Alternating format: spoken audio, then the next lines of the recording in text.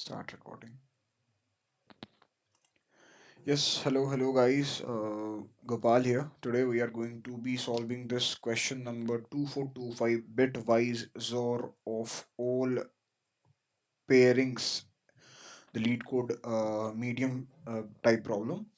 So the problem statement is that we are given with two indexes, two index arrays. Yes, two indexed arrays like zero index two zero indexed arrays, that is nums1 and nums2, consisting of non-negative integers, all are positive or 0.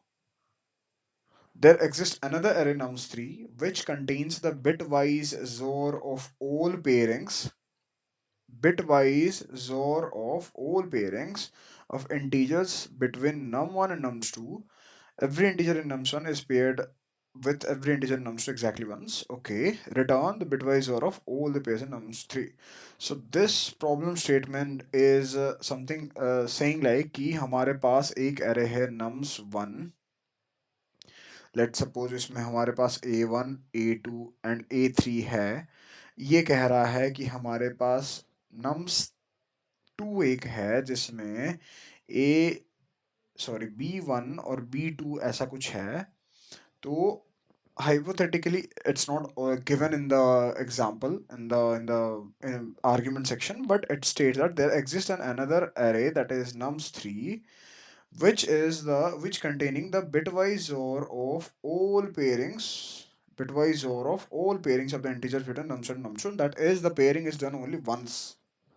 Like every element in nums1 is paired with every other elements in num2 for at max once only. So this, if we come, if we try to get this nums3 array from this nums1 and nums2, then the most probably it will be carrying a1 XOR b1, a1 XOR b2, a1 XOR sorry a2 XOR b1, a2 XOR b2, and a3 XOR b1. The final one is a3 XOR b2. So this will be our nums3 array if we try to build the nums3 array as per the given condition in the question.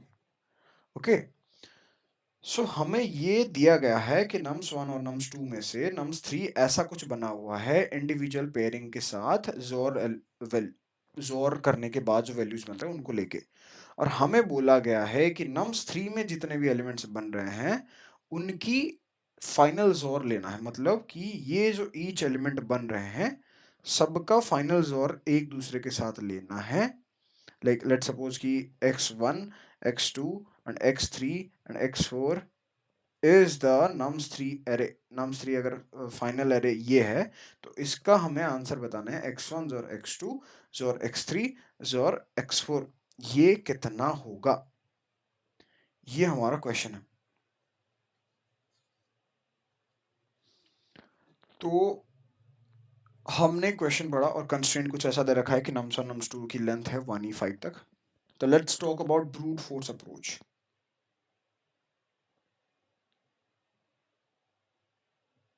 Before brute force, we know all about XOR operation, standard XOR operation containing the four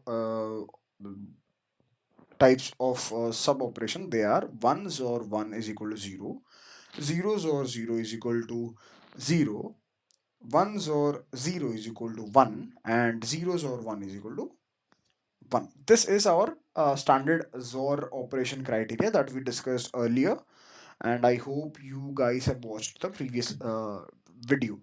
So no worries. What will be happening when we approach it brute force way, in a brute force way? तो हम क्या कर सकते हैं. हमें simple they दिया गया है nums1 array, हमें सिंपली दे दिया गया है nums2 array.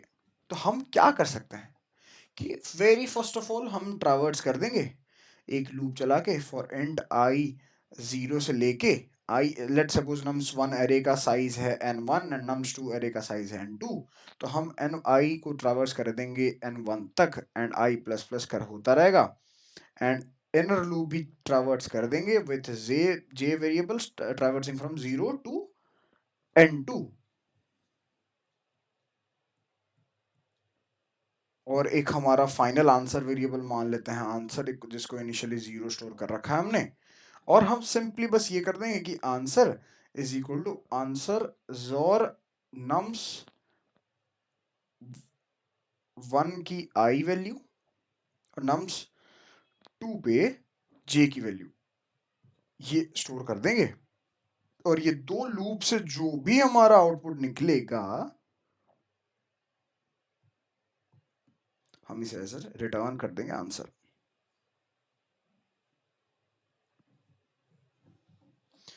तो ये जो लूप है, हमें क्या दिक्कत हो सकता है इस ब्रूट फोर्स अप्रोच से? The time complexity will lead to order of n1 multiplied with order of n2. So the already we know about the constraints that they can be from 1 to 1e5. So our overall time complexity can lead up to 1e10. That will give us the TLE error. So we cannot do this brute force approach. This is not acceptable from the aspect of time complexity. अब हमें ये समझना पड़ेगा कि इसका better approach क्या हो सकता है। उसके लिए हमें the most important thing is we have to understand what is going on when we are performing such operation. When we are performing this operation, particular this operation, what is exactly happening? So we need to uh, let's make some dry run over this test case. What will happen in this test case? ठीक है, जैसे इसमें nums 1 में a1 a2 a3 है, nums 2 में b1 and b2 है, तो final हमारा nums 1 क्या बना था? हमारा nums 1 ऐसा कुछ बना था, फिर से लिख दे रहा हूँ, nums 1 is a1 a2 a3, nums 2 is b1 b2. The nums 3 that we are getting from these two, nums 1 and nums 2, is a1 zor b1, a1 zor b2, a2 zor b1, a2 zor b2, a3 zor b3, sorry, a3 zor b1, a3 zor b2. अब ये हमारा final बना था nums array, जिसको हम each iteration में हम इस एलिमेंट का जोर ले रहे थे, क्यूमुलेटिव जोर हम रिटर्न कर रहे थे यहाँ पे एज एन आंसर आउटपुट। तो हम बेसिकली क्या कर रहे हैं, ये सारे एलिमेंट का जोर ले रहे हैं, जैसे एज वी डिस्कस अर्लियर, है ना, सारे एलिमेंट का जोर ही तो हमें लेके आंसर रिटर्न करना था। तो फाइनल आंसर क्या बन रहा है कि a1 जोर b1, a1 जोर b2 जोर a2 जोर ये वाला यहाँ पे आएगा b1। देख रहे हो ना, सारे एलिमेंट्स को बस रख रहा हूँ, आपस में उन्हें जोर कर रहा हूँ, फिर इनका जोर होएगा a2 जोर b2 के साथ, इनका फिर फाइनल आंसर जो भी आया होगा इसका आउटपुट, ये जोर हो रहा होगा a3 जोर b1 के साथ, इसका फिर जोर ले रहे हैं इस एलिमेंट के साथ a3 जोर b2 के साथ। तो हम अगर इसे स्टडी करें थोड़ा सा, क्या मैं इसे इस तरीके से लिख सकता हूं कि इन दो a को मैं साथ ले आऊं, इन दो a2 को साथ ले आऊं,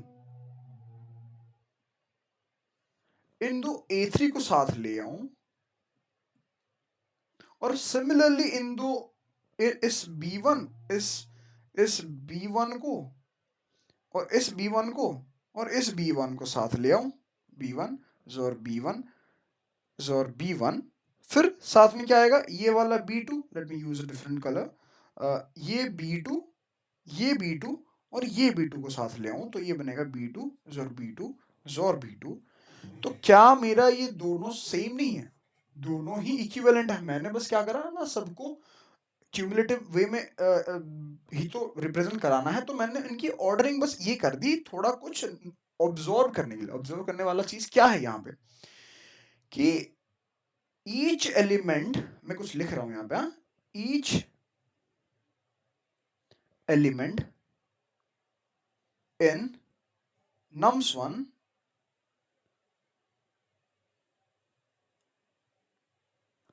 is taken XOR with themselves for n2 times. Each element in nums1 array is taken XOR with themselves for n2 times. And the second point I want to tell you that what I observe from this rearrangement is that each element in nums2 is taken XOR with themselves for n1 times. यहां पर a1 दो बार हुआ क्योंकि n2 की value क्या थी, n यहां पर n1 की वैल्यू थी 3, यहां पर n2 की वैल्यू थी 2, तो a1 जोर लिया गया a1 के साथ n2 टाइम्स, मतलब 3 times, sorry 2 times, that is n2 is equal to 2, और a2 भी लिया गया 2 टाइम्स, a3 भी लिया गया 2 टाइम्स, बट b1 और b2 जो कि nums2 के एलिमेंट्स थे, they were taken XOR with themselves for n1 times. That is, b1 is taken XOR with themselves like 3 times. b1 XOR हुआ और b2 का क्या XOR हुआ, 3 टाइम्स हुआ. तो इससे हमें क्या पता चल रहा है कि यही तो 2 पॉइंट ऑब्जर्व किया हमने. अब इससे क्या हम ये बता सकते हैं कि हम चीजों को थोड़ा जोर ऑपरेशन में होता क्या है उससे रिलेट करके, कि जोर में मैं कह सकता हूं लेट सपोज 5 है, 5 xor 5 will be 0, but whereas 5 xor 5 will B equal to 5. अब ये चीज हो कैसा रहा, 5 का बिट रिप्रेजेंटेशन कैसा होता है, 101. इसका फिर से बिट वाइज ऑपरेशन लूं, सॉरी बिट वाइज वर्जन के साथ जोर लूं, तो ये 110 000 110. बट यहां पर क्या हो रहा है, 101 101 101, ये 110, फिर 011 000 000, फिर 110 011. तो बेसिकली फिर से आ गया 5. हमने जोर ऑपरेशन में ये नोट किया था कि जोर of 1 with 1 is equal to 0 and 0 जोर 0 is equal to 0. तो हमने ये चीज ऑब्जर्व किया कि किसी भी नंबर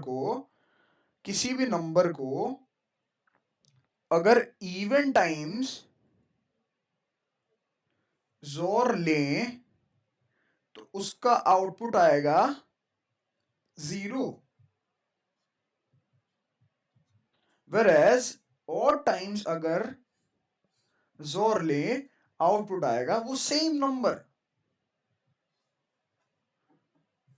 तो क्या मैं इस चीज से मेरा जो ब्रूट फोर्स अप्रोच को अपडेट करके कुछ बेटर टाइम कॉम्प्लेक्सिटी वाला सोल्यूशन मैं ट्राई कर सकता हूं. अब इसमें हमें सोचने वाली बात यह है कि हमें कैसे चीजों को अप्रोच करना है. हमने ये नोटिस करा कि each element in nums1 is getting zorified n2 times, whereas each element in nums2 array is getting zorified n1 times. That is the size of the nums1 array. तो क्या मैं ये कह सकता हूं कि मैं ये सारा सेट ऑफ, मैं अगर फाइनल ये बताऊं कि हम ऐसा करते हैं, nums1 में जितने भी एलिमेंट हैं, nums1 में जितने भी एलिमेंट है a1 a2 और a3, इनका एक बारी जोर निकाल के रखो, a1 जोर a2 जोर a3. अगर if n2 is equal to even, तो मेरा आंसर फाइनल कंट्रीब्यूशन में ये मान ले कहते हैं कि ये हो गया x, ये हो गया x अगर हो गया और n2 की वैल्यू इवन है, तो मेरा कंट्रीब्यूशन फाइनल आंसर में कुछ भी नहीं रहेगा x का, सिर्फ 0 ही रहेगा, क्योंकि सारे element in nums1 would have cancelled each other when taken XOR for even number of times with themselves. A1 XOR A1 would have cancelled to 0, या फिर A1 XOR A1 XOR A1 XOR A1 4 बारी 4 times would have also cancelled to 0. Similarly सारे elements in nums1 would have been cancelled to 0, and उनका use ही कुछ नहीं हो रहा होगा, हमें बस 0 ही चाहिए होगा from nums1, कंट्रीब्यूशन ही 0 आ रही होगी. Whereas अगर if n2 would have been odd, तो हमें क्या आया होगा? अगर इवन पॉसिबल पेयर्स एग्जिस्ट करते हैं, जैसे मान लो कि 3 हुआ, तो 3 के 2 और 1, 2 तो अपने आप को कैंसिल कर दिए होंगे, बच गया होगा एक एक्स्ट्रा पेयर, एक्स्ट्रा सेट.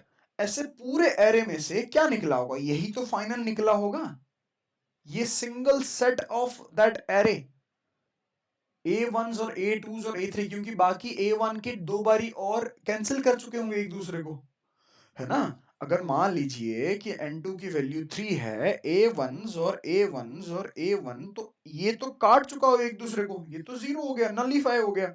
इसका फाइनल आउटपुट क्या आता है? A1 ही आता है. तो अगर ऐसा n2 की वैल्यू ऑड है, तो only each elements of nums1 का बस एक एक बारी तुम जोर ले लो, उतना ही कंट्रीब्यूशन फाइनल आंसर में रहेगा. तो हम कह सकते हैं यहां पर कि answer is equal to answer xor x contribution रह रहा होगा फ्रॉम nums1 एरे. ये मैंने एक चीज नोटिस करा, ये मेरा एक चीज नोटिस हुआ. सिमिलरली मैं क्या कह सकता हूं, फॉर nums2 एरे का कंट्रीब्यूशन क्या होगा टू आंसर वेरिएबल.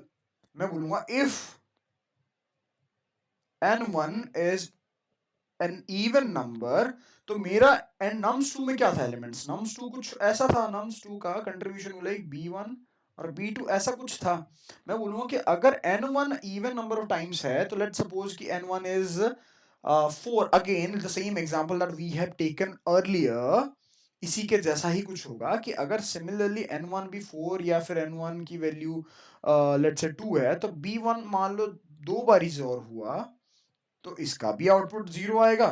b1 मान लो 4 बारी जोर हुआ, इसका भी आउटपुट 0 आएगा, क्योंकि जोर नंबर में a जोर a is always 0.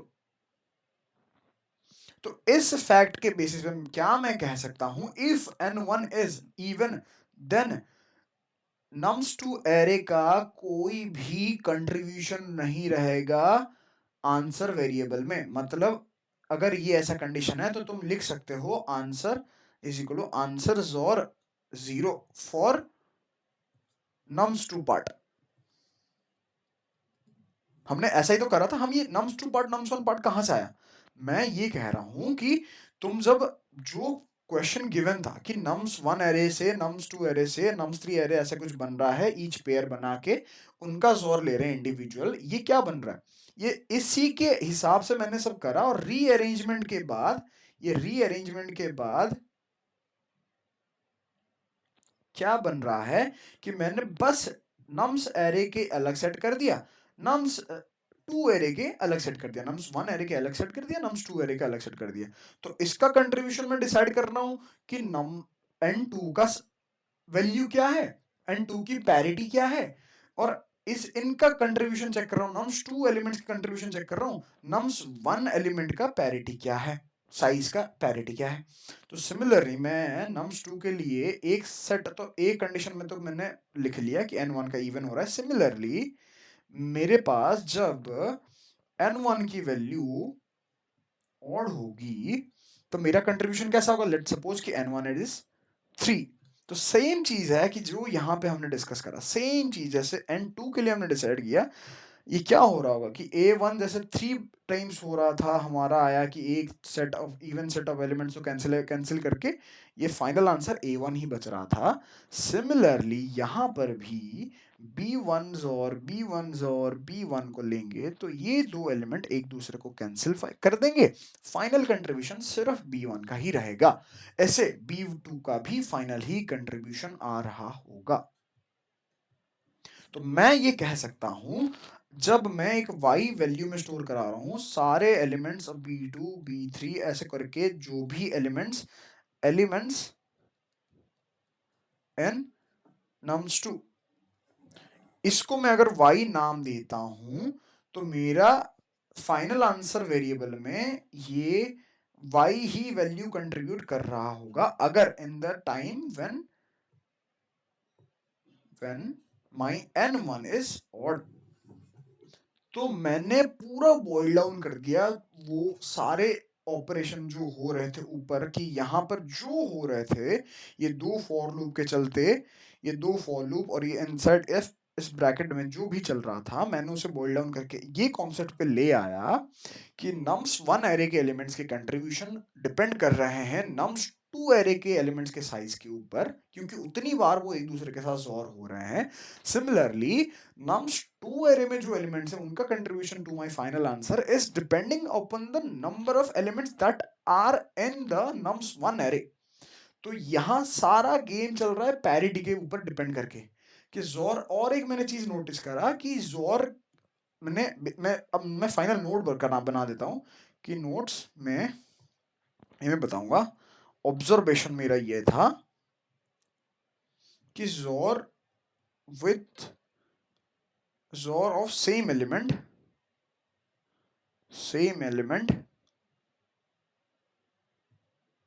Even time अगर होता है तो 0 आउटपुट देता है, अगर ऑड टाइम होता है तो एलिमेंट ही आउटपुट देता है।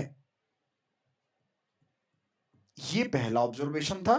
दूसरा मेरा था ऑब्जर्वेशन कि we can say like it was the second one observation, and the first one was कि नम्स 1 की कंट्रीब्यूशन, एलिमेंट्स के कंट्रीब्यूशन डिपेंड्स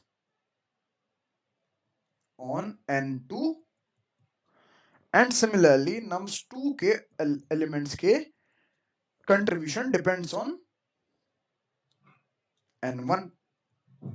इन दो चीजों के चलते मैंने चीजों को सिंप्लीफाई कर दिया। चीजें जो कॉम्प्लेक्स हो रही थी n स्क्वायर टाइम कॉम्प्लेक्सिटी की तरफ लीड कर रही थी, उनकी जरूरत ही हट गई मेरी, सिंपल हो गई चीजें। तो उस बेसिस पे अब हम कोड देखते हैं। बेसिकली एक ग्रीडी अप्रोच ही हो गया कि हम देख रहे हैं कि किस तरीके से हम अपना सोल्यूशन ला रहे हैं चीजों को बॉइल डाउन करके यहाँ पर। तो मैंने क्या करा, सिंपल एक वेरिएबल लिया x1 to store the all of the elements that are existing in the nums1 array taking zor of each of them only once। तो मैंने मैक्सिमम एक कॉन्सेप्ट लिया, सिंगल पास में करने का मेरा ऑब्जेक्टिव था। आप चाहो तो दो फॉर लूप चला दियो कि 0 से लेके n1 तक, दूसरा फॉर लूप चला दो i 0 से लेके n2 तक, यहाँ पर x1 कंप्यूट कर दो, यहाँ पर x2। मैंने बस ये करा कि मैक्सिमम n1 n2 ले लिया, सिंगल पास से फॉर लूप चल जाए करके। और अगर i इन रेंज है तो x1 के साथ मैंने उस nums1 एरे का i के साथ मैंने जोर लिया, अगर i in range of n2 है तो x2 के साथ उसका जोर लेके स्टोर करके रख दिया। By any chance if I need it in future then I will be using this x1 and x2 value. अब इसके बाद मैंने ये देखा कि डिसाइडिंग फर्स्ट एरे एलिमेंट, जो फर्स्ट एरे एलिमेंट यहाँ पे जो हम डिस्कस कर रहे थे कि nums1 एरे एलिमेंट्स का कंट्रीब्यूशन डिपेंड करता है n2 के ऊपर। तो मैंने बताया यहाँ पर कि इफ आंसर में क्या कंट्रीब्यूशन ले रहा होगा, इफ n2 की वैल्यू अगर पैरिटी ऑड है, अगर n2 की पैरिटी ऑड है तो मेरा x1 जो वैल्यू है वो ले रहा हूँ इनिशियल वैल्यू है, तो मेरे को जोर लेने की जरूरत नहीं। Otherwise you can also initialise from 0 and take answer is equal to answer xor x1। और हाँ जो भी है, मतलब मैंने इनिशियल स्टेज था तो डिक्लेरेशन भी यही हुआ, डेफिनेशन भी यही हुआ, डायरेक्टली मैंने इसलिए असाइन कर दिया। आप ऐसा भी कर सकते हो, आंसर 0 लेके फिर जो भी आउटपुट निकल रहा है उसके साथ जोर ले सकते हो, कोई दिक्कत नहीं है। हाँ, अब फिर मैंने क्या देखा, deciding second array is second array elements के जोर contribution on the basis of parity n1। हमने यही तो ऑब्जर्व किया था पहले कि nums2 एलिमेंट्स का कंट्रीब्यूशन डिपेंड करता है n1 की पैरिटी के ऊपर, nums1 के एलिमेंट डिपेंड करता है n2 के पैरिटी के ऊपर। तो फाइनल मैंने क्या करा, आंसर की वैल्यू यहां से जो भी आई थी, आंसर की वैल्यू जो भी आई थी, मैंने n1 के पैरिटी के बेसिस पे या तो x2 लिया जो कि nums2 का कंट्रीब्यूशन होगा, या फिर 0 लिया। जो भी आंसर आया मैंने यहाँ पे सिंपली रिटर्न कर दिया। तो मेरा जो पूरा फॉर लूप वाला सीन था वो पूरा मैंने बॉइल डाउन करके ले आया single pass linear time complexity वाले सॉल्यूशन पर। अब इसकी तो आपको पता लग गई होगी, आइडिया लग गया होगा। इसका टाइम कॉम्प्लेक्सिटी अगर एनालाइज करें तो हम कह सकते हैं कि इस सेक्शन में लगता है कांस्टेंट ऑफ टाइम्स और लेना, और इस आइट्रेशन में लगता है ऑर्डर ऑफ n1 या फिर n2 का मैक्स जो भी है, अच्छे से लिख देते हैं, order of max of n1 comma n2। ये हो गया हमारा टाइम कॉम्प्लेक्सिटी, और space complexity is obviously order of constant. हाँ, तो ये था हमारा। फिर से मैं बता देता हूँ कि हमने पहले जो क्वेश्चन दे रखा था कि nums1 और nums2 एरे में से ईच एलिमेंट का पेयर बना के जोड़ लेना था, जो जिसका फाइनल बॉइल डाउन मैंने ये ऑब्जर्व करा हमने कि nums1 के एरे एलिमेंट कितनी बारी जोड़ ले रहे हैं, depend that is depending upon the elements that are existing in the nums2 array, and similarly that is happening to the nums2 array. इसके बाद मैंने ये कोड इस तरीके से लिखा है सिंगल पास में, आप चाहो तो 2 पास में लिख सकते हो, कोई बड़ी बात नहीं है। Time complexity will be remaining still the same. And इसके बाद मैंने nums2 यहाँ पर nums1 एरे का कंट्रीब्यूशन मेरे फाइनल वेरिएबल में स्टोर किया, यहाँ पर nums2 का कंट्रीब्यूशन लिया, यहाँ पर मैंने आंसर ले लिया।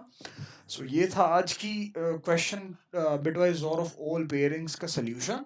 थोड़ा वीडियो लंबा खिंच गया, उसके लिए थोड़ा सा sorry, but if you still have any doubts let's discuss in the comment section. As usual I will be more than happy to discuss with you guys, and thank you very much for being with me. Till the next video, take care, bye bye.